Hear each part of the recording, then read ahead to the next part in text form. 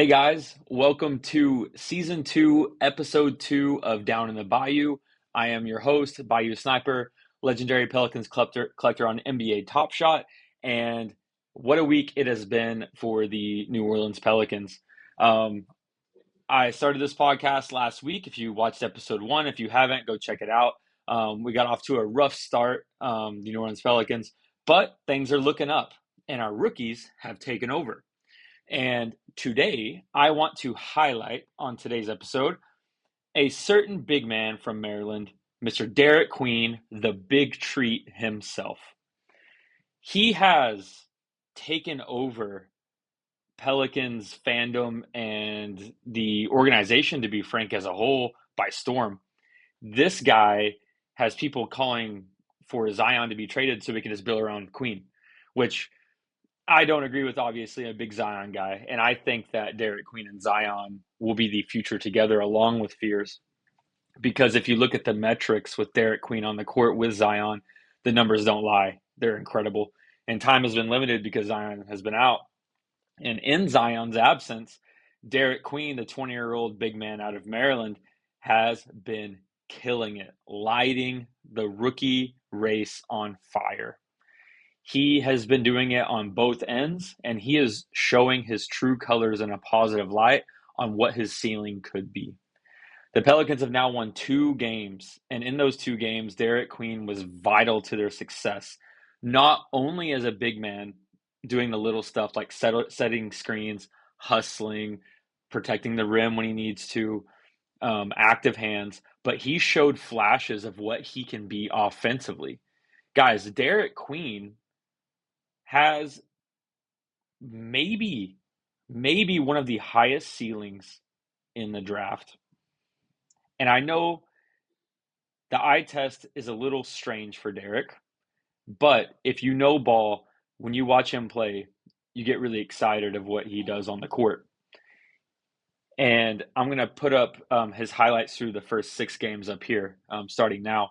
And you can kind of follow along as I'm talking about his game so you can kind of understand. Um, this kid is a genius on the court. His court mapping skills, which means that as when he has the ball in his hands, he can see the whole floor and what's going to happen, like a certain center from Serbia in Denver. He's showing flashes of Nikola Jokic. I'm not even going to lie. I'm just going to say it. He's showing flashes. It's not even a stretch. He is different from Nikola, but the similarities on the court with his court mapping and IQ and his playmaking passing vision, it's uncanny. It is as close as you get to Jokic. And the kid's only 20 years old and he's doing this with without Zion, without Poole, with a rookie point guard and Jeremiah on the court with him. Um, Him and Trey have an amazing connection on the court. Like their nonverbal communication is great when Derik has the ball. He kind of prompts Trey where to go, and there's been so many alley oops from from Derik to Trey, and I can only imagine what that's going to look like when Zion's back, given Derik's confidence and the coaching staff has entrusted DQ with this role. His future is the offensive hub for the Pelicans for as long as he wants it to be. Derik Queen is a budding star, and he will be all team first team rookie. I will guarantee that. He excites me even more than Jeremiah, and I'm a big Fears guy, huge Fears guy. Um, and just watching Derik, like he has it. He has every tool to be successful in his role and then some. He has proven you can run an offense through him, you know.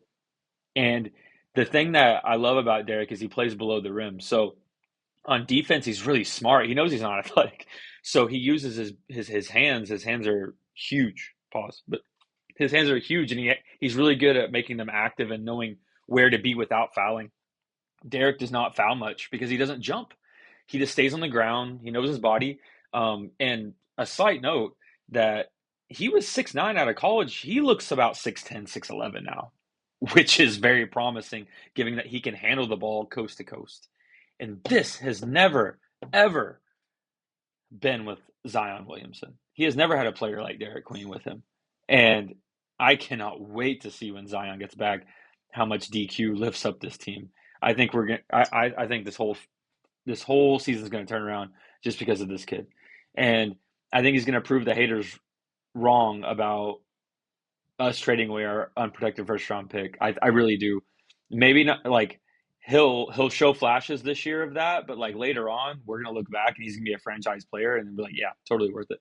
Um, even today's game against San Antonio Spurs, Antonio Daniels, our play by play for the Pelicans, like mentioned like in the third quarter that you see Tim Duncan like up in the press box, and Antonio Daniels said he just got a text from his phone saying Tim Duncan texted him, "Hey, I really like this Queen kid."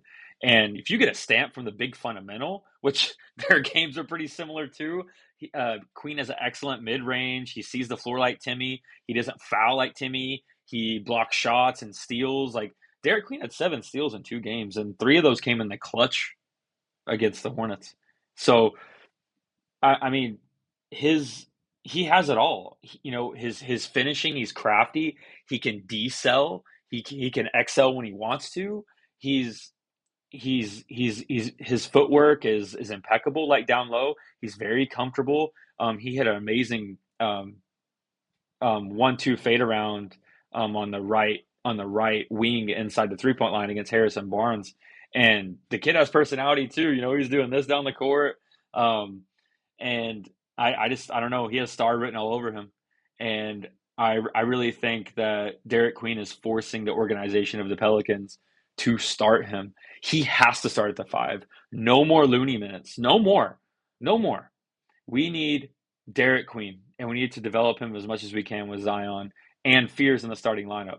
So, if as a Pelicans fan, as a ball knower, like I think that our first 5 have to be Fears, Trey, Zion, Herb, and Queen. This has to be the 5. And Poole's gonna have to suck it up, come off the bench, be a scorer. Um, and Missy can be the backup 5. Uh, I really think that should be our starting 5 until now, until the end of the season, barring injury. And Queen's kind of forcing Willie's hand with that and forcing Dumar's hand with that. But obviously, Dumars believes in him. Traded away a first round pick for the kid. You know, we don't plan on taking this year because we can't. And Derik Queen has a lot of unnecessary pressure on him. He didn't ask for this because of the trade, but he is in that situation. And I fully believe that he's going to prove a lot of people wrong. Um, to me, he's a mix of 2 players.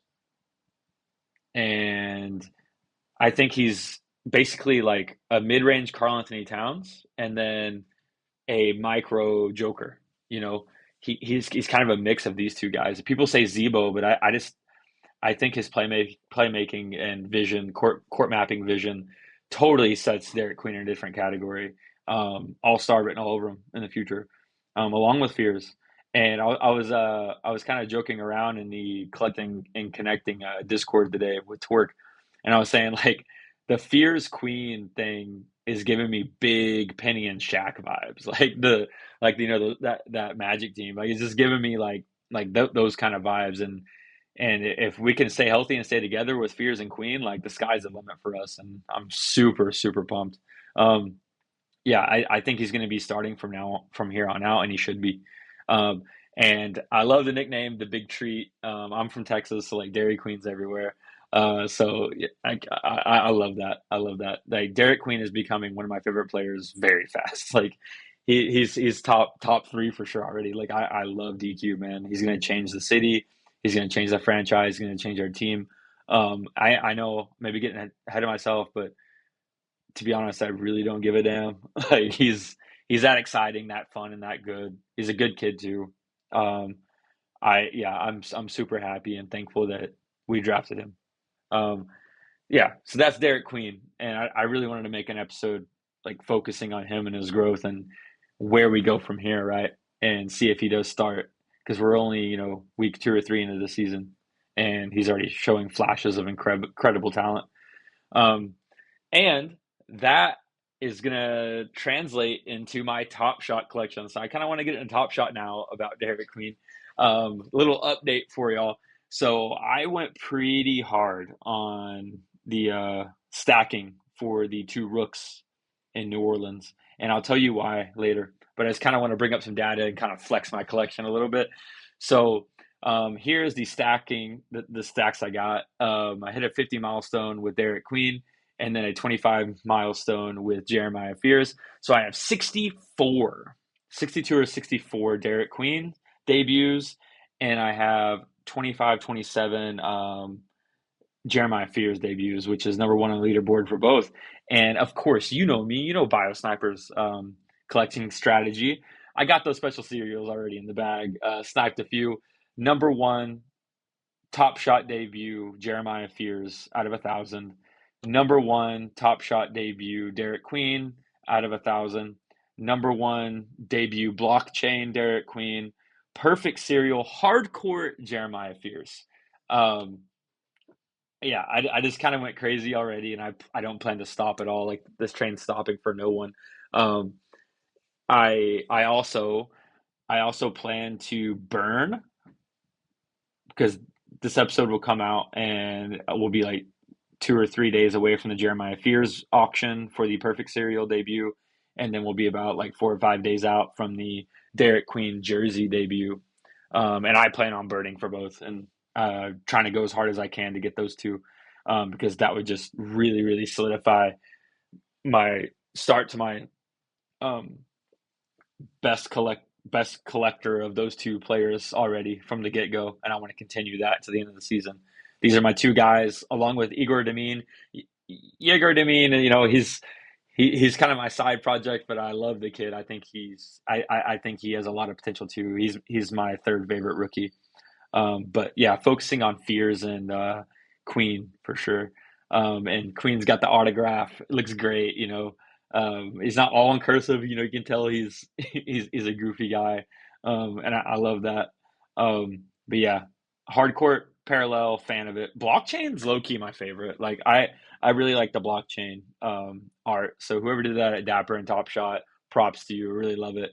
And now I want to get into why I'm stacking so hard so fast because I know people are like, "Whoa, like Bayou's going nuts!" Like, but y'all should know me by now. Like that's a given. But I want to kind of go over why, and maybe again, this is not financial advice at all. This is just me saying my opinion on from my collection and how I view collecting this year. Guys, I don't think y'all are reading the roadmap very well, and it's telling. And I can see that the community as a whole is still in the 4K debut, 4,000 mint mindset. There's only 1,149 debuts of each rookie right now. Only 1,149. Scarcity is a focus this year, and I think people aren't taking it seriously yet. And if you're not stacking now, by the time freshman gems roll out in late December, January, guys, y'all aren't going to be ready for that because things are going to get burned and prices are going to go crazy. In my opinion, that's what I see. Um, so when I read that roadmap, I knew from the get go, like it's getting my two guys or nothing. Like I'm going. So that's what I've been doing, just stacking like crazy. If it's a price point I like, I just buy now and stacking when I can. You know, if it's too high, I do put in offers. But no, now's the time. Now is the time. And I want to go to a little snapshot of the roadmap. What I'm talking about. So this is what I'm talking about. Is if you read this, the top the top player on leaderboard. So if you have the most top shot score of that rookie, which could be through stacking, it could be through buying special cereals, like however you get your TSS for those. For me, it's both. I do both to accumulate TSS. Um, if you're the top of that player leaderboard rookie, so far guaranteed four, only four. You know, VJ, Cooper, Khan, and Hanson, I think is the four. Hanson Young. Um, if you're at the top at the leaderboard at the end of the season, you get a one of one ultimate for free. Boom, because you're number one, and it says my top fan. No one else will ever have it. So if that's not incentive enough for those four guys, but if you read, it says if a player makes all rookie first team or rising star, or basically forces Top Shot's hand to like, you know, give them this one of one, my top fan ultimate. Um, if you read that, it says like it can and probably will happen. Like it's not going to happen for every player, but it's going to happen for partner players. So people who already players who already have their signatures, like they're in the running already. And if you're going hard on the stacks for those already, you're setting yourself up for success later on. If this player gets a one of one, you're going to get it. Boom. And if you don't, cool, you're still number one, because if you keep on reading, there's a lot of incentives to be number one in stacking these rookies right now, to be number one on leaderboard. Every single time, it, every rookie, doesn't matter if they're partnered or not. If you're number one on the leaderboard, when a new rare or legendary comes out and they snapshot, you get a special cereal for free if you're number one. So right now, I'm Queen, Fears, and Dioman, all three. When freshman gems roll out, oh, BayouSniper's number one, number one, number one. Here's a special cereal. Here's a special cereal. Here's a special cereal. They didn't have to do anything but just keep collecting and being number one in his fan. And you can do that too.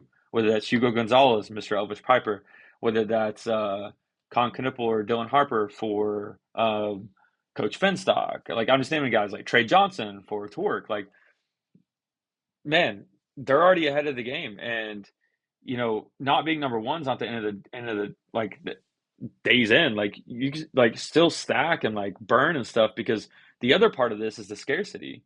Like these things are gonna get burned down, man. There's only 1,000 like regular base set debuts, and when the freshman gems comes out and they're used to be burned for new moments, guys, this could hit like legendary status on every single one. And if you don't have one already, or if you're holding a big stack of them, like you could either feel amazing or like FOMO about that.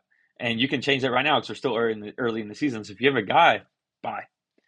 Again, not financial advice. I'm just saying, like, if this is what your goal is to, you know, collect your favorite players, like, given the new scarcity rules, like, you may want to hop on that right now, because people, you know, they're still sleeping.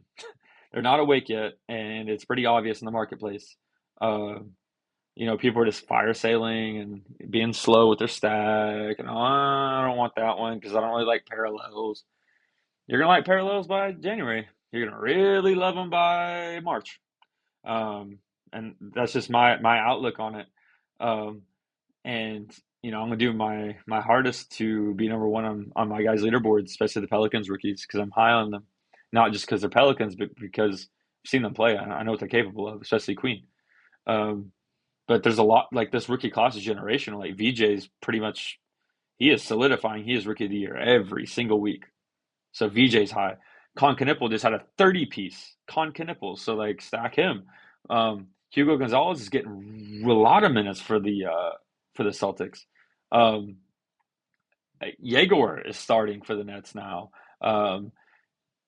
You've got Cedric Coward, which is like, he's like efficient as hell for a rookie, and no one's even talking about him. He's getting like 17 points like every single night, and no one's talking about him.